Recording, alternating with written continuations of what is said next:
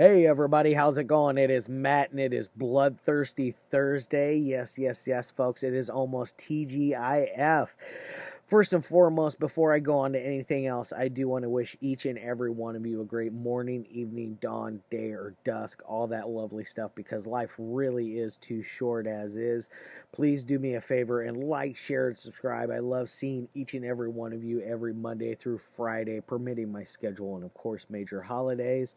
And then also, one last thing, check out the information in the description box for more info on your daily film, such as your brief synopsis, your starring cast, director, MPAA rating, runtime of the cut I am watching, some trivia if I find anything worthwhile of mentioning, which today definitely I found a couple of blurbs that I threw in there, but there's so much more I could have thrown in there for trivia. I could have wrote a whole book on things that went on with this amazing gem of a film. And then I also try to give you a link for either a trailer or a scene from the movie itself, which today is definitely one where I got you the trailer. I got you the 2016 remastered official trailer for it. It is none other than Don Coscarelli's Phantasm, yes, from 1979, started production in 1978. By the way, this is the Arrow Blu-ray Region 2 UK release. There's a nifty box set that I have that has all 5 of them, including Ravager. They are in conjunction with the Wellgo USA stuff here in the here stateside, so you can definitely get this one from the 2016 remaster from Wellgo USA. If you want something Region 1, if you don't have a region free player, and they also did a box set with all 5 of them in there as well, which the fifth installment, Ravager, is their baby. You know, it's one of their titles that they released. This is their baby, essentially. Phantasm. They really have put a lot into the remaster for this, and I'm really glad Arrow decided to work with them on it and pick up this release for the Arrow line, because it is perfect for Arrow, in my opinion, and it is one of those that I am super stoked that I finally got this set. I have the first couple on DVD, and then I also have that remastered edition, which I forgot to grab it. I was going to grab all 3 of them, my DVD remaster edition and then this edition. But either way, this one is from Arrow, like I was saying. There is a reversible artwork on here, which is okay. I kind of like it. It's not really what I am looking for. I like the original artwork more. Now, as far as special features go, it is packed to the gills. It's got a remembering featurette where you get a ton of the cast and crew together, and they talk about things about working on it with Don and their memories of working on the movie Phantasm for themselves. It is just a really interesting, good little featurette. There's another featurette where they're at I can't remember exactly where, but there's a nice little Q&A, and you can also get the experience, the 2016 remastered experience, watching it with the people in the auditorium. So you got the cheers and all that going on with your viewing experience. So it'll make you feel like you're in a movie theater, although it makes me feel like I'm watching a bootleg a little more, because you see people get up and walking around and things of that nature. It's not terrible, but it's not my ideal way of watching this one. I would rather watch this or the remastered edition, whichever one I grab first is the version I go with, because they're the same. Yes, now that I got all that out of the way, what exactly is this about? It's essentially, what it's about is this kid whose parents have died. He has drawn a fascination to this this tall man at the local cemetery, where at the very beginning of the movie we are witness to a lady in lavender played by Kathy Lester, who happens to be a pawn in the game of the tall man's arsenal. He's is able to shapeshift, and he made himself look like this very seductive girl, in which there is a funny scene where, or a funny shot where it shows her boobs, but it's quite obvious it's a stunt double, and they've confirmed it 1,000,001 times that it is. Even in one of the special features, they even talk about it a couple of times, which is actually kind of funny. But she kills him and then turns back into the tall man, one of those kind of ordeals. But he, like I said, he's got this fascination with it, and his brother Jody, that was his friend that was killed at the very beginning. Jody is his older brother, is Michael's older brother, played by Michael Baldwin, and then Jody's played by Bill Thornbury. But Jody is kind of a role model for Michael, and they bonded together working on this very beautiful '69 Barracuda. I believe it was in 1969. Either way, it's absolutely beautiful, and if it's a dream car for mine. If I ever had money, I would get that car. It is dope. Either way, it's so cool.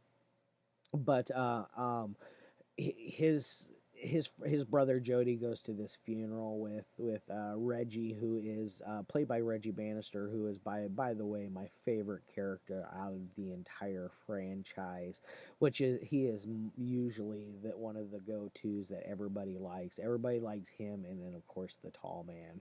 But Reggie Banister character, him and Jody, they go to the funeral, and there's a whole talk about how Jody's gonna probably send Michael off to go live with an aunt or a cousin or something like that for so he can actually grow up and have kind of a normal life, one of those kind of ordeals, because he doesn't know if he can be a good enough parental figure to take care of him, take care of himself, take care of the house, take care of everything on top of it. I think that he's feeling like he might get over his head and drowned a little bit when it comes to being a parental figure, is my guess. But either way, Michael eventually he goes to the cemetery, and he's spying on the tall man. He was at the cemetery the whole time, spying on the funeral and this and that. But after everybody leaves, he notices that this tall man figure goes over to the casket and picks it up all by himself and throws it into the back of the hearse, which is crazy because a coffin weighs a couple 100 pounds, and then you got a couple 100 pounds inside of it for the person. It is definitely, they're very, very, very, very heavy. There's a reason why there's multiple people carrying one of them. But that's when he really knows something's not right. He goes to take off, has a little motorcycle accident, gets home, blah blah blah. He's working on the sweet Cuda, and the back end of the car drops down on him, and he's small enough, skinny enough that it didn't smash him. But either way, he's getting messed with by these little dwarf creatures, which happen to resemble Jawas from Star Wars. But don't get it twisted. They were filming Phantasm before. I believe they were working on filming it before Star Wars even was released. So it is one of those things. They say they didn't mean to, or say that there's no they weren't trying to come up or take the idea. They definitely, I believe them. I believe that they 100%. It just pure coincidence that they kind of look alike. It's just that the little dwarves in Phantasm are evil, and are kind of funny looking in ways, in my opinion.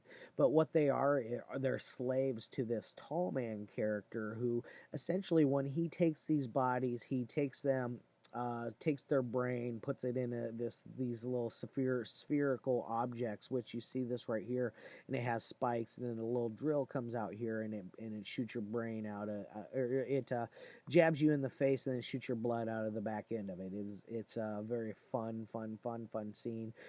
Every time I see it, I giggle and laugh every time because Michael is like struggling around with this guy in a mausoleum, and the ball is the sphere is coming, the orb is flying along, and it jams into the guy's head, and it out comes all of his goo. It's fun, but he's able to get some sort of evidence to show his brother.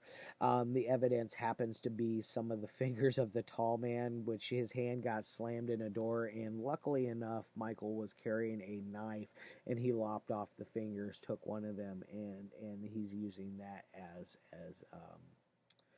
evidence to show Jody, which in turn Jody believes him, and they are faced with the quarrel of the tall man knowing that they know, no, because he knows that they know that he knows that they know. Whatever the hell that was supposed to mean. But either way, it's very, very, very fun. You got a lot of suspense to it. Not a lot of kills, in my opinion, but it has enough suspense and good acting and good storyline to keep you entertained throughout, beginning to end. I never really get bored with this one, but I've heard from younger people that they think this is slightly boring.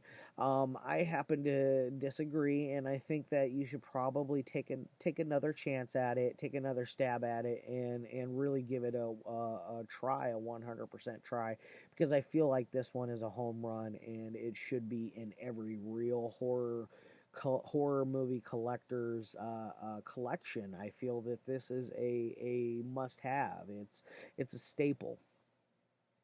Now, as far as anything else goes, oh, I forgot I was going on the Jawa thing.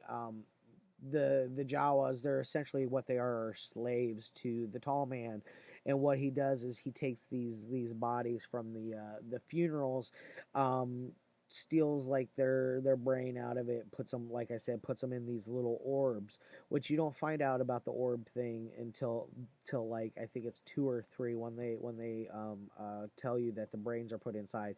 But either way, he crushes them down to a very small size, and they are slaves to him, and through this interdimensional portal where he can come back as many times as possible. He is basically your infinite level life boss. He's got infinite lives. You can't beat the tall man. And now, with all of that said and done, I want to roll on to what I would rate this thing. On a technical side, this thing's done really, really, really well. Coscarelli is definitely a very good director. I really like his stuff, from the Phantasm movies to John Dies at the End to Bubba Hotep, which is absolutely one of my favorites. Eventually, I'll get to review Bubba Hotep, but it's not a rush for me. It's a little more mainstreamier than I like to go, even though this is super mainstream. But on technical side, this thing's done really well. Like I was saying, the acting is done very well. There's no like hiccups as far as the story goes. It never gets dull or boring.